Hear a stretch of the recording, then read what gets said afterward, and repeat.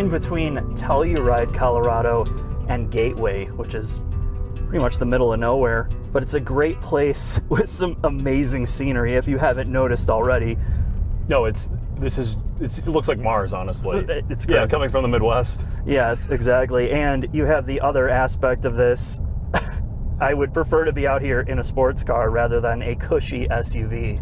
Yeah, we heard that from another outlet. Wrong car for the right roads. Yes.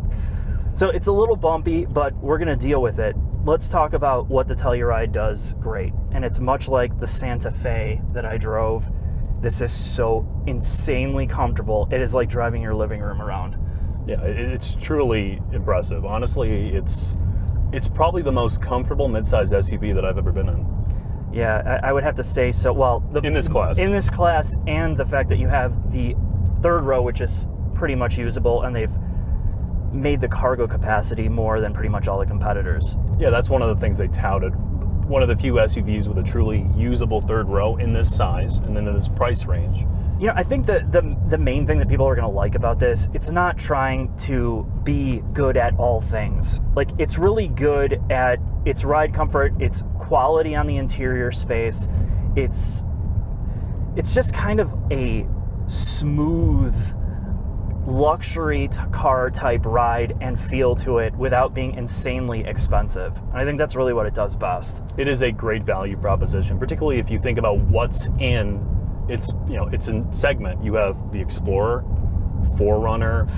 What else am I missing? Doesn't matter. Yeah, but if you're looking for a mid-sized SUV, this thing tops out at $45,000, where a lot of the other ones well surpass that. And you get everything you could possibly want if you're just looking for some hauler. It does. It definitely does. You get heated and cooled seats, all electronic packages, all the safety features. It has a near luxury car look on the inside. The seats are great. The backseat legroom is good. The third row is usable. The cargo space is great. It just doesn't handle all that well, Jack. I mean, this thing is... driving dynamics were not the first thing they thought about. The suspension floats. It doesn't have a lot of body control. The braking feels very mushy. Shit flies around a lot in here. And in this elevation... It's a gutless wonder. And I know you got to figure out that people aren't looking for outright speed, but it's something to talk about. If you're living in Colorado, yes, this 6-cylinder will feel like a 4-cylinder. But that being said, if you're in a 4-cylinder Equinox, you're not going to get up these hills to begin with. No, that's true. Any 4-cylinder is not going to make it. But the good thing about it, even though it doesn't have a ton of pull in this elevation, it still has the V6 sound, which this car is so quiet with its acoustic laminated glass and get in there. It sounds good. So at least we don't have any fake engine noise. We don't have the silliness of 4-popper turbos in here, but I think I'd like to see the twin turbo. I agree. The twin turbo 3.3 liter, if they can get the all-wheel drive setup in here, which I'm sure is probably the reason why it's not in here.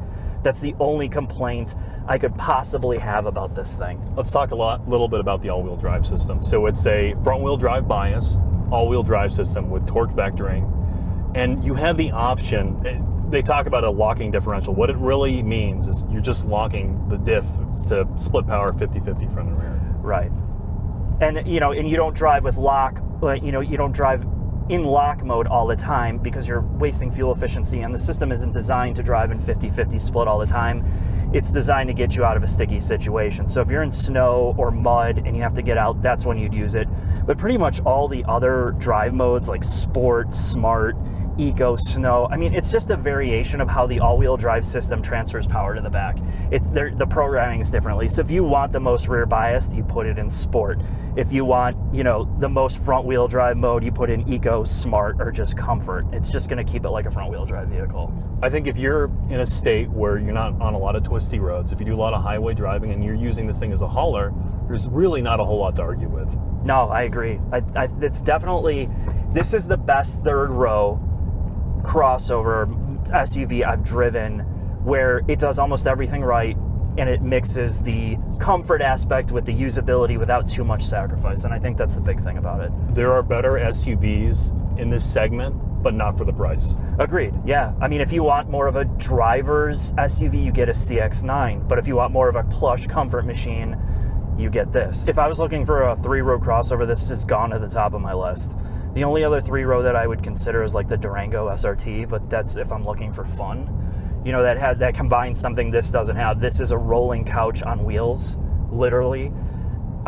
It is just so comfortable, but it's also sterilized all the driving excitement. When we were driving in the snow earlier and in the inclement weather, which you'll see, I was falling asleep in this. Yeah.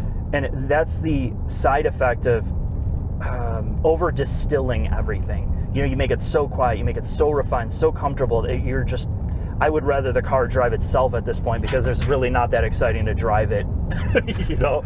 If you're looking for something exciting, look elsewhere. And there are cars that do certain aspects of a car's overall purpose better. There are cars with better motors. Mm-hmm. There are cars with nicer interiors. You know, there are cars that are cheaper, but there's not anything really on the market that does everything this well.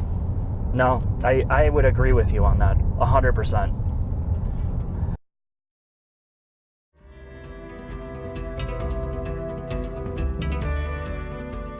All right, let's do it.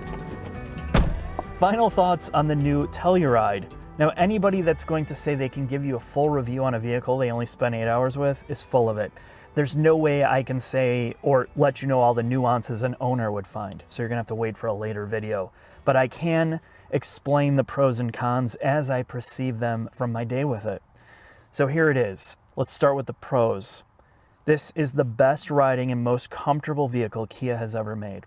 Finally, it doesn't ride too firm for no reason. The steering feels more natural. Everything feels like it is connected and they have a cohesive design.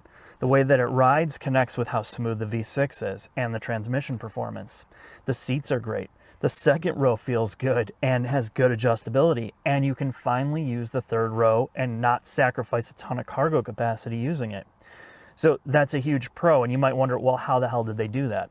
Well, this is not some new architecture, but they have modified their Sorento platform.